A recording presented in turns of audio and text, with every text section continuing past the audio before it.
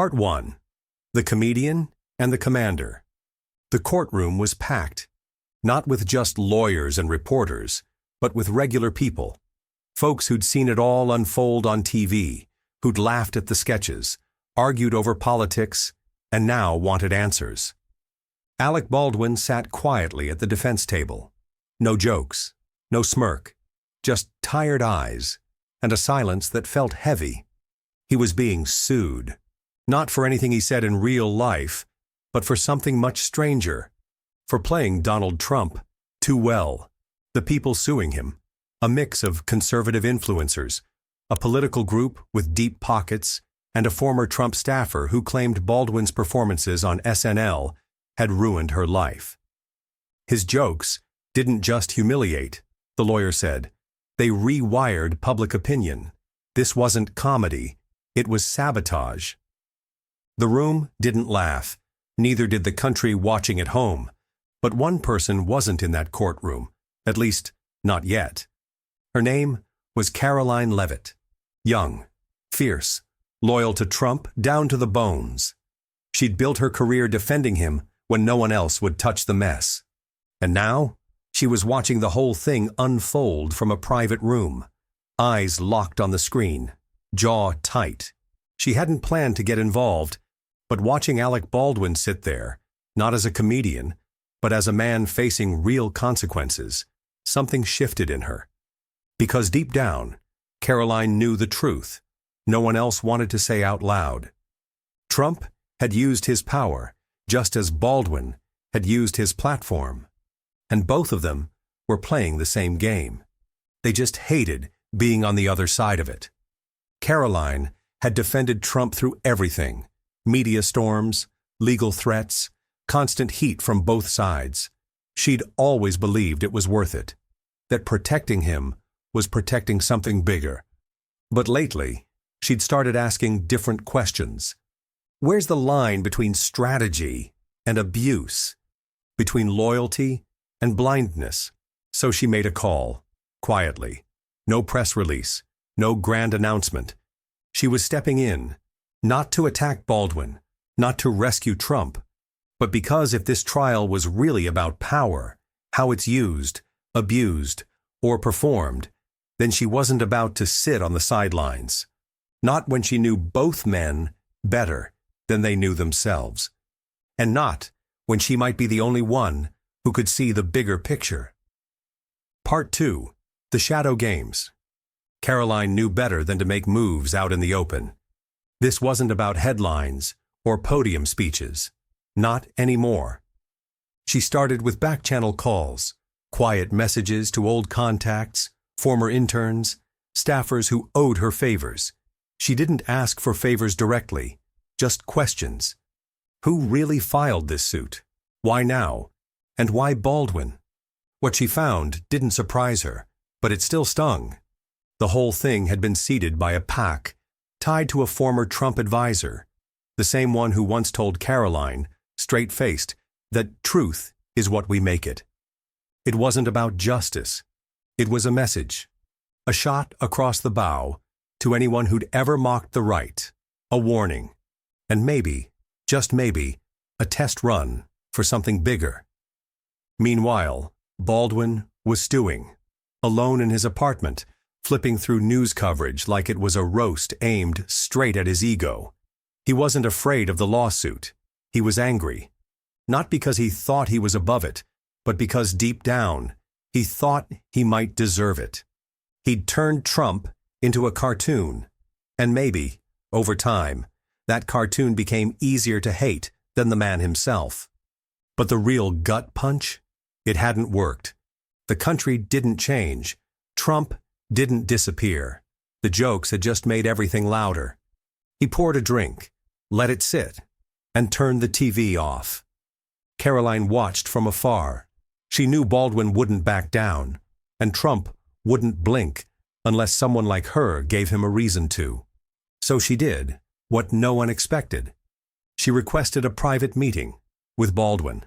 Her staff thought she was out of her mind. "You're going to talk to him?" "Not talk," she said. "Listen." They met in a low-profile office in D.C., No cameras, no aides, just the two of them. He stared at her like she was bait. She smiled, calm, but focused. "I'm not here to trap you, Alec. I'm here because this whole thing is spiraling, and I think you know it." He laughed bitterly. "Spiraling? It's already gone off the rails." "I know, and you helped push it. So did he." He didn't deny it, just stared. She leaned in. "You both got addicted to the spotlight, and now this country's burning at the altar of your rivalry." That landed. He took a breath. "You're loyal to him," he said. "I was," she replied. "I still believe in some of what he stood for, but I'm starting to see how power changes people, even the ones who think they're saving something." He studied her. For the first time, he didn't look like a caricature of rage, just tired. "Why are you really here?" he asked. She hesitated, then told the truth. "Because I'm starting to feel responsible too." He blinked, and for a moment, just a flicker, they weren't enemies. They were two people staring at the wreckage of their own making. That's when she said the words that changed everything. "You don't have to keep playing this part. Neither does he, and neither do I." He didn't answer, but something shifted. The trial wasn't just about what he said on TV anymore. It was about what came next, and Karoline was already rewriting the script. Part 3. The Pressure Cooker. The headlines the next morning weren't about the trial. They were about Karoline Leavitt meets Baldwin, behind closed doors. No context, no quote. Just enough ambiguity to make everyone spin it their own way. The right accused her of betrayal. The left accused her of manipulation. And Karoline? She stayed quiet. She knew the storm would pass, or it wouldn't. Either way, she had work to do. She started meeting with people in Baldwin's orbit, his old writers, producers, even a few former castmates. Not to dig up dirt, but to understand the man beneath the character. Every story she heard confirmed it. Baldwin had stopped believing in change. Somewhere along the line, the satire became a shield, a way to hit back without risking anything real. And Trump? He wasn't saying much publicly, but behind the scenes, Karoline could feel the shift. He was watching her closely now, not with suspicion, but with curiosity. She got a message from one of his aides. He wants to know what your play is. She didn't answer, because she didn't fully know yet. What she did know was this. The trial was no longer about one man mocking another. It was about what happens when America loses the ability to tell what's real and what's performance. The courtroom filled again. This time, the energy was different. Baldwin was called to the stand. His team wanted him to play it cool. Stay guarded. Don't let them bait you. But something had changed. He looked out at the crowd. Cameras, phones, dozens of faces waiting for the punchline. And then he said it. "I don't think I helped." The room went still. "I wanted people to laugh," he continued. "I wanted them to feel like someone saw the chaos and could name it.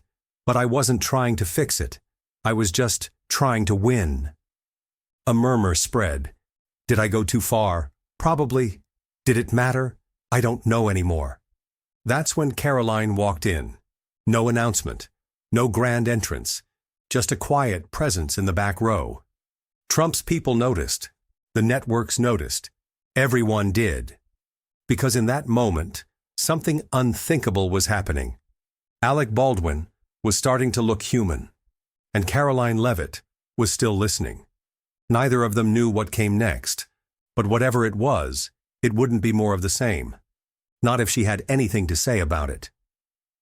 Part 4. The back-channel deal. 3 nights later, Karoline got the call. Trump wanted to see her. It wasn't unusual. She'd been in and out of his circle for years, but this time, the tone was different. No handlers, no press, just a private meeting request, one-on-one. She took the elevator up.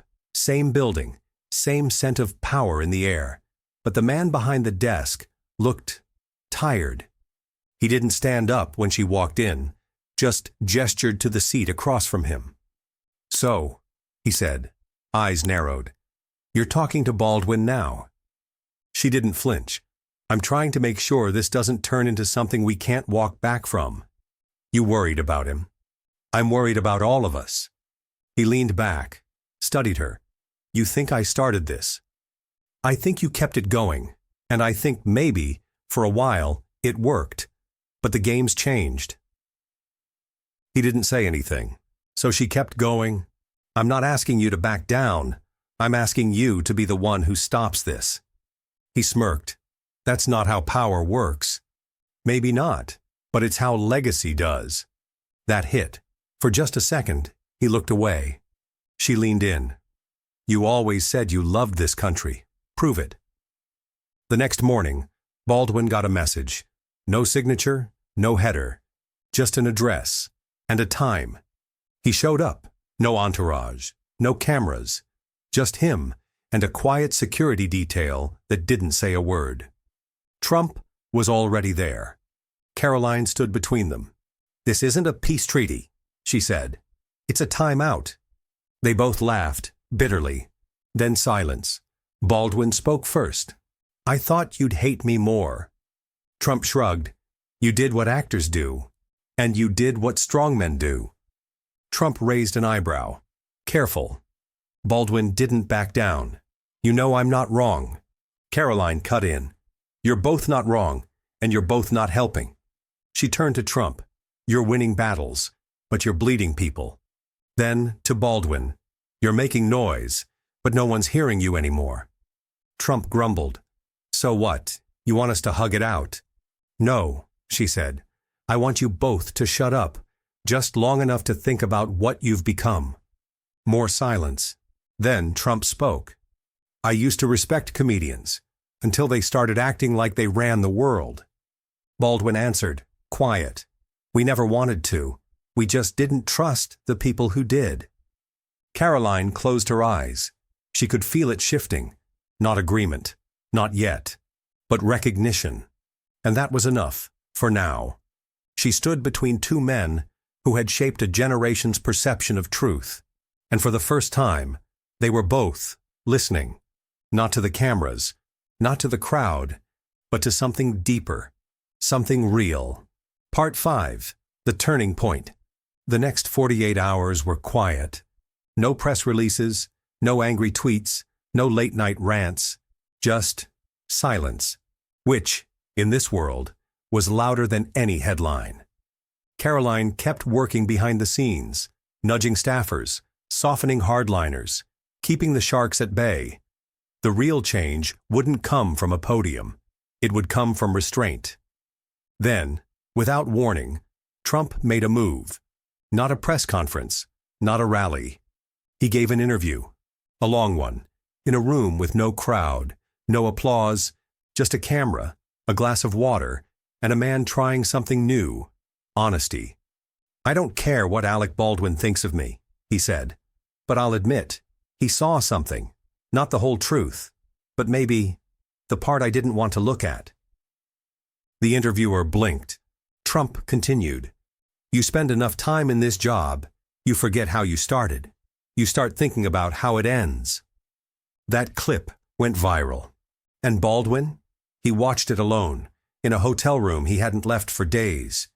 He didn't speak, didn't tweet, just stared. Karoline texted him one word. "See?" He didn't reply. But the next morning, he did something no one expected. He canceled the lawsuit's counterclaim. No press, no speech, just a brief statement to the court. "I've said what I needed to say. I'm done fighting ghosts." People didn't know what to make of it. Was it weakness, a PR move, or something else? Karoline didn't care, because in the quiet that followed, something rare happened. The temperature dropped, the noise faded, and two men, who had spent years tearing at the country's psyche, stopped, even if just for a moment. Karoline stood by her office window, watching the sunrise. Her team was already buzzing. News hits, op-eds, requests for comment. She ignored them, because what mattered wasn't what the world saw. It was what it didn't. Two giants stepping back, a nation exhaling, and somewhere deep in her chest, the hum of something she hadn't felt in years. Hope. Part 6. The Quiet Hero. The headlines moved on, as they always do. A new scandal, a new controversy, another politician caught lying, another celebrity caught shouting. But somewhere under the noise, something had shifted. Alec Baldwin returned to his home, quietly. No press tour, no big public statement. He just disappeared for a while. And for the first time in years, that felt like the right move. He started walking more, reading more, laughing, now and then. Not the bitter laugh of irony, but something closer to human. He never fully apologized, not with words, but in interviews, his tone softened. He stopped defending the bits, started reflecting on the role he'd played, not just as Trump, but as a cultural accelerant.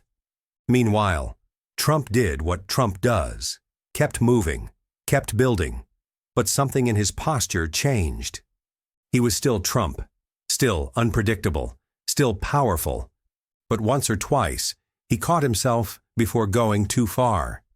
And those who knew him best said one thing behind closed doors. She got to him.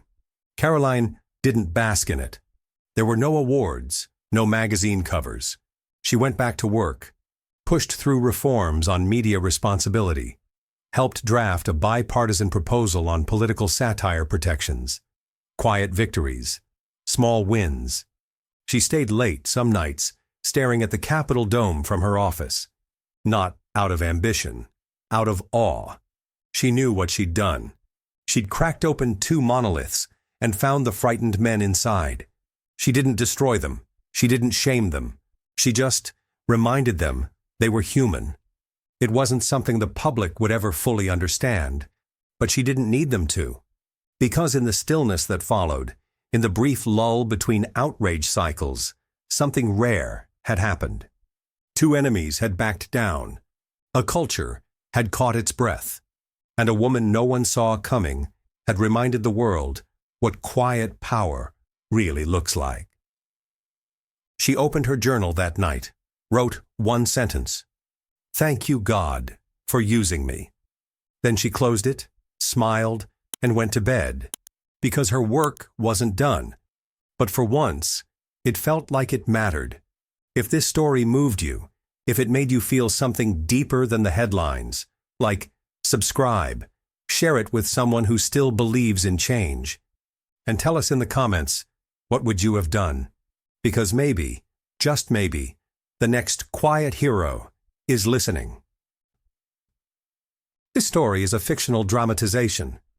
Any resemblance to real people, events, or legal proceedings is purely coincidental.